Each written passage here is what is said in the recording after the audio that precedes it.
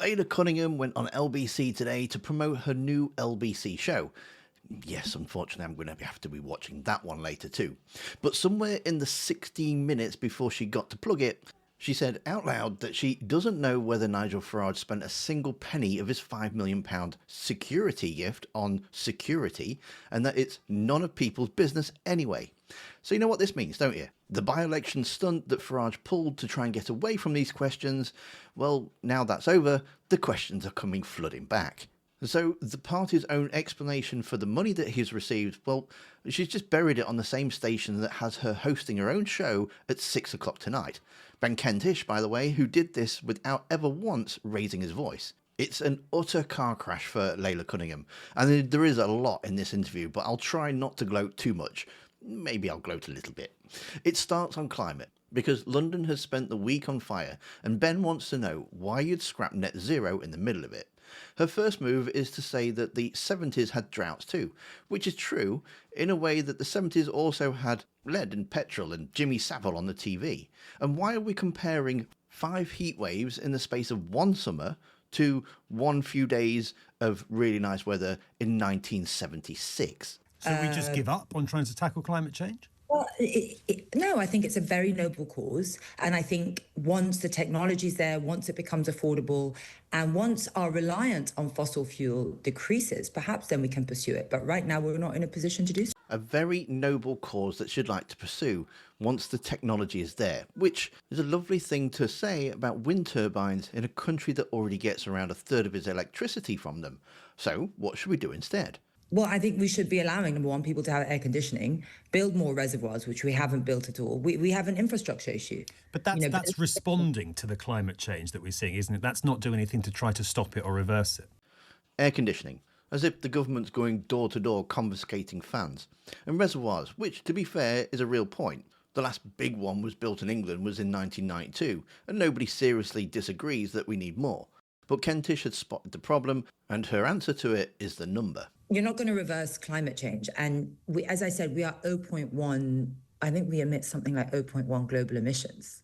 So whatever we do here is not going to have a global impact, and it's not going to have an impact on us either, because we don't live in a climate silo. 0.1. The UK's share of global emissions is roughly 1%. Call it 0.8 to 1, depending on whose table you're reading. Which means she's undershot her own country by a factor of 10 on a flagship policy that she wants to scrap on the first question of her interview. And this is the strong bit of her argument. This is the number Reform put on their leaflets. Then it's the count, which is still following the party around like a really bad smell, and Kentish has brought a witness. Tim Montgomery, former Conservative Party supporter, now one of your party's backers, having a bit of a go at Nigel Farage this weekend for failing to turn up to the count. It's not good, he said. You don't skip your own victory count without a much better explanation. Should Nigel Farage have turned up? No, listen, I know people are saying that the police didn't formally order him not to go, but there are two separate questions, I think, that were deliberately conflated. Was Nigel personally under threat? And the second one is, did the Essex police formally order him not to go? Now, she's got the two questions framed already, which tells you that she's already planned for them to come up. But watch what she does with it. The police have said they didn't, fine, but that doesn't establish that there wasn't a security concern. You know, Nigel has his own security team, as we know, and ultimately it's for them and him to decide what is safe for him. Which is exactly the point that Montgomery was making. Nobody is saying that he was banned. They're saying he chose not to go and explained why. She spends a minute agreeing with the criticism and then asked directly if Montgomery is wrong. She says, yeah, I do think he's wrong. I mean, if Nigel Farage is Prime Minister, and like happened with Donald Trump recently, he has to go to a NATO summit in Turkey where there's intelligence that the Iranian state might try to assassinate him, would Nigel Farage's response to be say, well, there's a security threat, so I'm not going? Well, I think he'll probably have a beefed up security threat. I think, listen, it's up to his team and it's up to Nigel. And I think it's remarkable that the public are judging him on this. So Tim Montgomery's wrong to say you don't skip your own victory count without a much better explanation.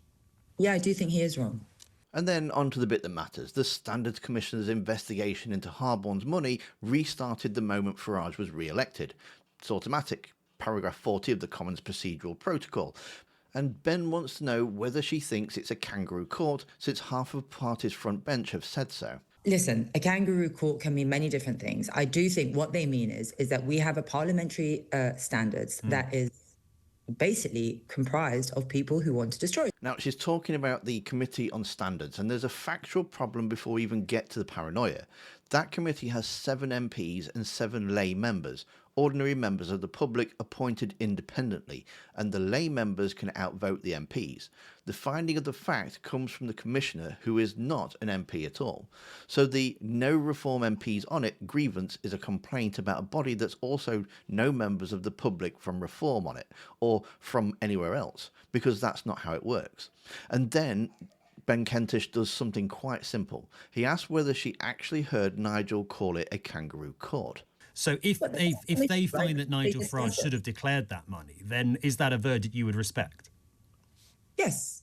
I mean, of course, and Nigel I'm sure would respect it as well. And then they would, if they recommend 10 days. He wouldn't try to dismiss it as a kangaroo court that had no authority to judge on his affairs.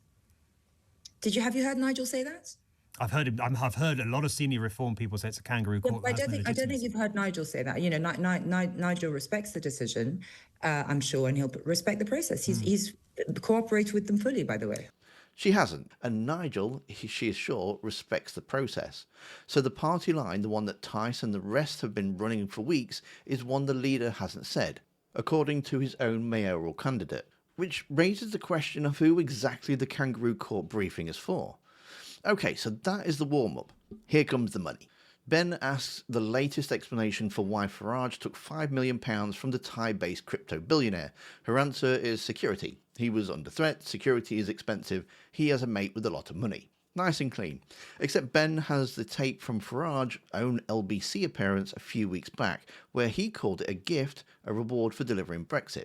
So, which is it? Was it to pay for security, or was it a reward for delivering Brexit? I mean, two things can be true. He could have really liked what he did for Brexit and said, you know what, that got him close, and said, actually, your security. I mean, so the money's been spent on security. One doesn't cancel out the other.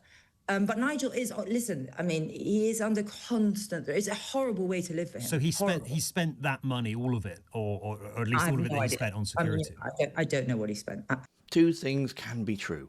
Harburn liked what he did on Brexit, and he also felt bad about his security, both at once. £5 million of overlapping motives. Fine, says Ben, then it was spent on security. And this is where the whole story falls over, because she doesn't know.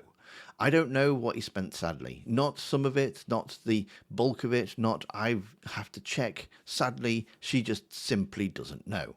He gives her every chance to climb out. If a man genuinely fears for his life and someone hands him £5 million for his safety, it would be very odd not to spend it on safety. And Farage wouldn't confirm if he had. And now, neither can she. Her final position, the one she chooses to end on, is this. And don't take this the wrong way. It's really actually none of people's business how he spends his own private money. That's why he won't say. Because then where does it end? You're going to ask him how he spent this £5 million. You're going to ask him how he spent another. Let's establish what the parliamentary standards, and then how he spent that money is completely up to him. None of your business. £5 million from a foreign resident billionaire to a man asking to be Prime Minister, undeclared for long enough that the Commissioner is investigating it, and the reason keeps changing depending on who was asked. And it's none of your business. She then says the public know why he took it, and when Ben lists 3 different whys, she says that he's very categorical.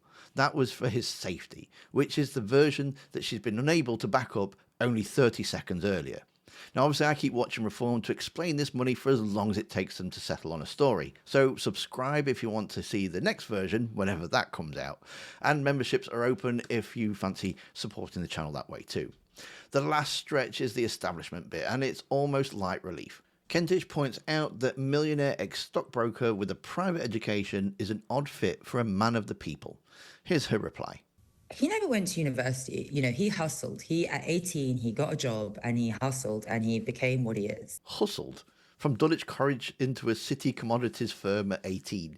She goes on to say that he hustled against a massive storm always against him, and wants you to hold that image of Nigel Farage, a storm-battered clinging to the mast of the East India Club. Ben then asks a simple version. So you wouldn't say millionaire businessmen are part of the establishment? Not at all, but they have no decision on how this country is run. No decision on how the country is run.